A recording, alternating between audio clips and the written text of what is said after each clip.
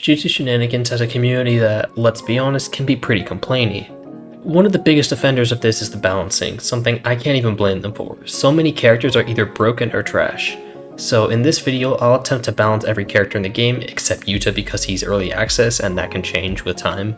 This doesn't mean every character will only get buffs or some OP ones will only get nerfs. You have to keep the player base in mind too, and not just make the character feel like garbage. And I'm not gonna say I'm doing better than Z. I'm not a game balancer. He knows best. But I thought this would be a fun idea to do. So let's do that. Remember to like and subscribe if you enjoy, and let's start off with the first character, who is Gojo, the strongest. Now, Gojo is probably the most balanced character in the game in his base form. There aren't a lot of changes I'd want to make here, everything is mostly fair. After the rapid punches damage nerf and the teleport ragdoll change, it's been fine.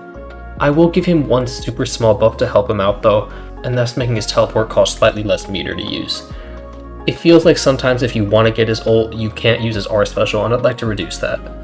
That's it for his base form. Like I said, very balanced, don't worry, we'll get into some of the more major changes down the road. But about his ultimate, this is going to require a few more, and I've got a pretty cool rework idea in mind. So as you may be aware if you've played Gojo ever, you should almost always use the aerial variants of blue, red, and purple, so you don't get cancelled, or in the case of purple, so you don't get in the blind spot. We're gonna fix this by giving them some downsides in the air. When in the air, max blue, max red, and purple will do less damage, especially lapse blue, because this does way too much damage for how risk-free it is, and how fast it is, honestly. This makes sense to do since his ult is pretty broken and his air variants just take up all the time, because why would you use the grounded variants? This way you can pick and choose between a riskier option for more damage by going grounded, or by choosing the air variants for less risk and less reward. I do want to somewhat compensate, so the grounded version of Black Flash Red variant will do slightly more damage, because honestly the Black Flash doesn't do enough damage for how broken it's shown to be in the manga. Moving on to Yuji, this is going to be a lot more nerf heavy. I know the Yuji mains might be upset, but come on, you know your character's the best in the game, especially after he for some reason got buffed last patch. Most of the nerfs we're going to be doing are changing back some of the nerfs he got previously and undid. For example, the parry passive. This passive lets you perfect block for extra damage, which is very stupid. Why can I block with every other character and get nothing, but when I'm blocking with Yuji I get more reward? Doesn't make sense, right? We're getting rid of this. I have no idea why they added it back. The next and final nerf for his base kit is going to be Aerial Crushing Blow Feint. They nerfed this thing into the ground and then reverted it all. I'm going to go halfway on that. There were two nerfs on this one, the cooldown being extended and using meter. We're only going to pick one, and it's the meter one. The cooldown one was honestly just bad. It made the move less versatile, which is the whole point of the move, to be a versatile movement option. By making it take meter, we're still keeping its versatility, but we're giving Yuji players a reason to think about using it more often, which makes it more skill-based, which is what he's designed around. Speaking of which, that's what his buff is going to be. You may know that if he hits someone on the back with Black Flash, he can do another up to 4. What we're going to do is increase the damage on each one that he hits. For example, the first one will be the same, and then the second one will do slightly more, and then the third one will do slightly more, and then the fourth one, I mean honestly it can stay the same because it already does a lot, but this should again play into his skill-based playstyle. If you can hit all 4 Black Flashes on the back, you should be rewarded for that even more than you already do. Moving on to his ult, we've got Sukuna, pretty easily the best ult in the game. It shuts down so many playstyles and it's so dumb. Let's fix that. First, we're going to increase the cooldown on Dismantle and make it so that it doesn't reset M1s. As it stands, Dismantle is possibly the best combo extender in the game and one of the best moves in the game, period. This is sorely needed. Next, we're going to decrease the range on his M1s. It's too much and he can zone out and shut down most characters in the game by just M1ing. This should give them more of a fighting chance.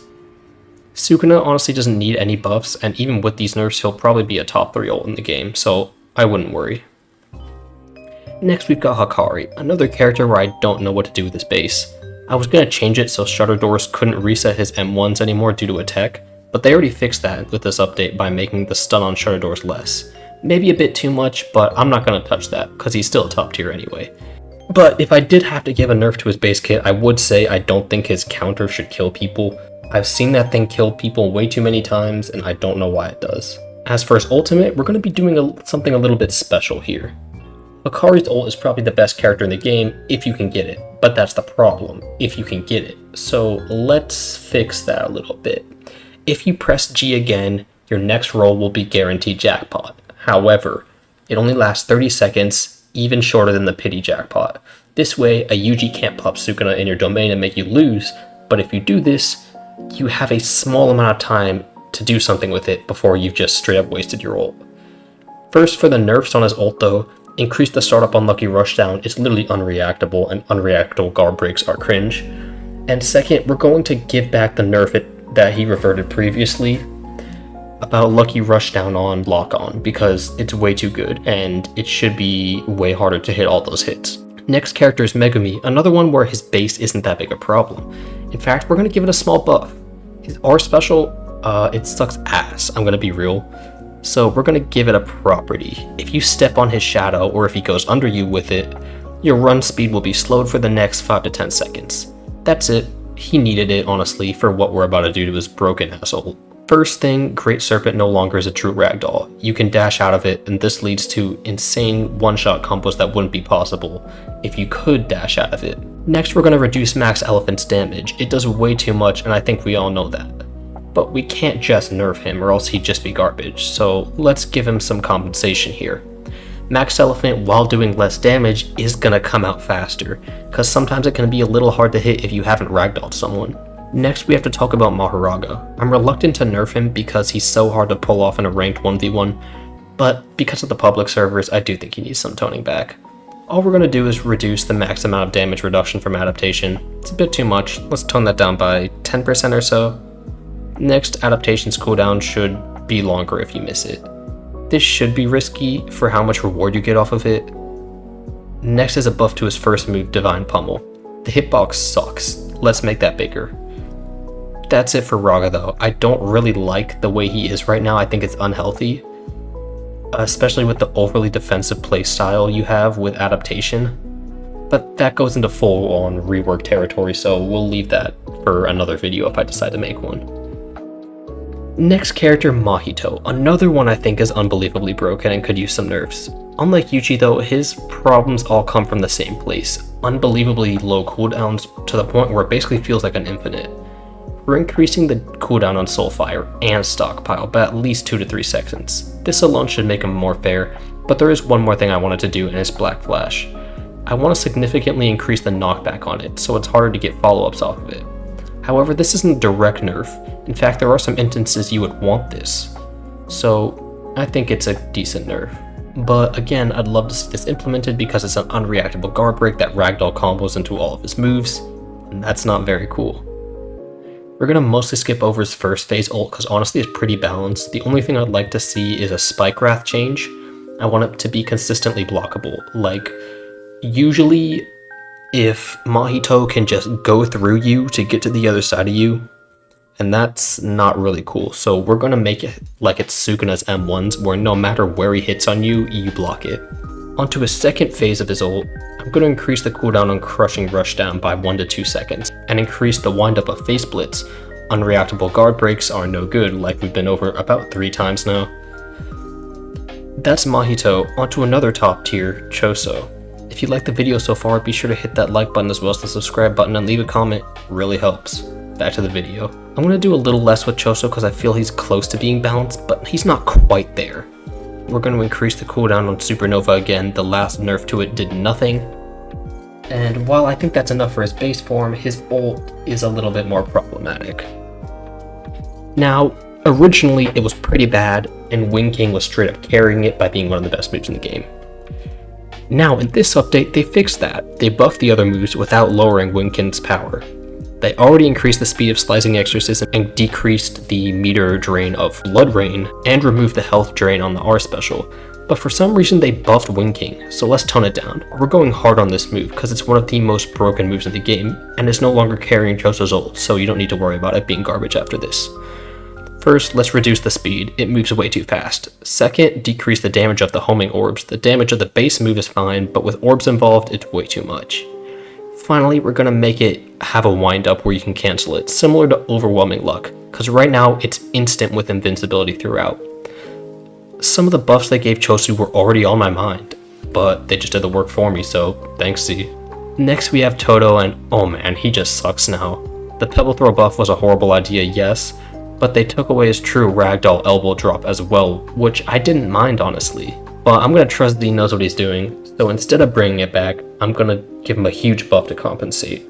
We're gonna decrease the amount of meter spent on Boogie Woogie by a noticeable chunk, and also decrease the cooldown on it by about 2 seconds, and make him be able to swap with any projectile, not just throwables.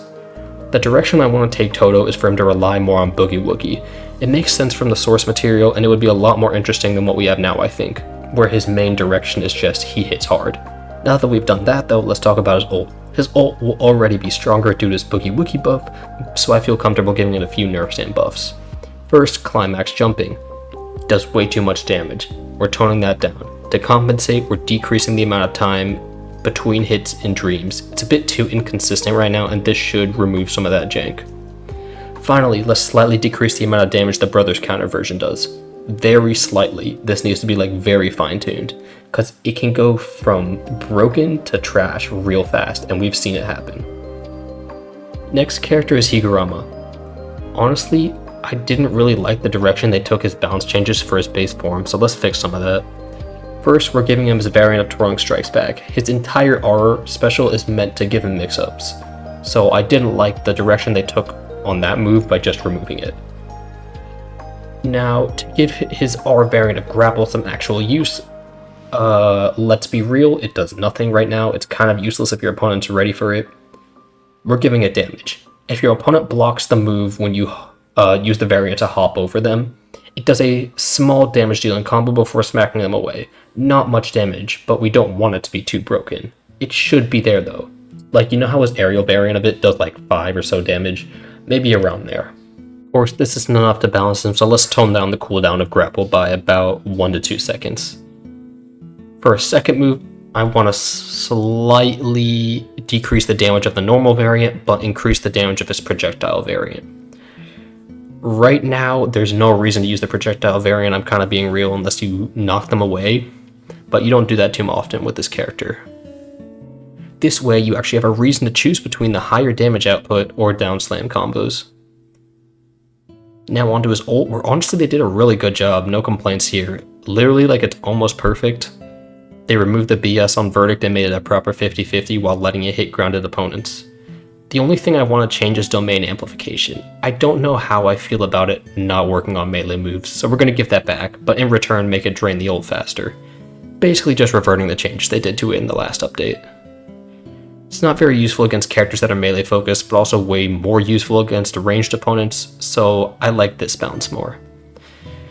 Now that we've got the full characters down, let's go on to the base only ones, starting with Kogai. Let's be real, he's kinda trash.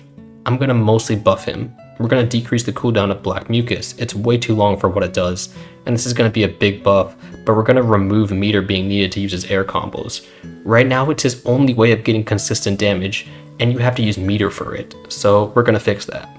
To compensate for that, however, we're going to decrease the damage of directed poison. Right now it's basically a guaranteed GG's if they land an M1 combo, and that's kinda stupid. I honestly think this is all it needs to be more balanced.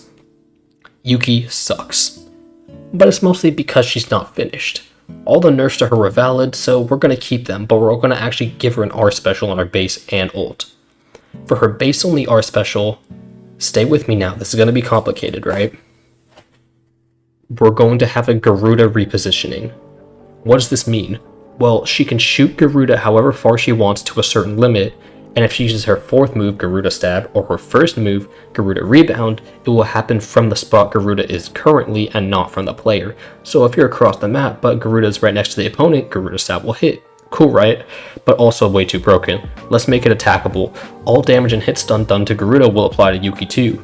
Don't worry though, if you feel you're in danger of being hit, just click R again to cancel it and it'll come back.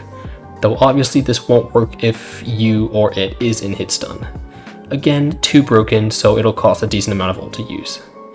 Next, for her ult variant, it's simple, a grab if you're next to the opponent. The ult will activate, guaranteeing you both die. This shouldn't be an insta-win though, so it's not enough to confirm off M1s. Too long a wind-up. You'll have to bait their evasive first and then use it after an uppercut or down slam because yes, this will hit grounded opponents. Final character, Charles. He's another one where I feel like it's pretty simple, just 2 minor nerfs. First, his counter will have a different animation than when he's blocking. Right now it's a toss-up whether he is or not, and you can't tell if it is until after. This makes it a lot more in line with his game plan of predicting your opponent and not hoping your opponent thinks you're countering and attacks your block for a free punish. Next, let's decrease the hitbox size on his 4th move. Holy crap, it's too big. That's it though, nerfs and buffs for every single character in Jujutsu Shenanigans. Let me know what you think of these as well as your own balances in the comments below. I'm obviously not a game balancer, but this is a topic I wanted to do for a while now, so hopefully it came out well. Of course, reminder to like and subscribe again, and I'll see you all next time.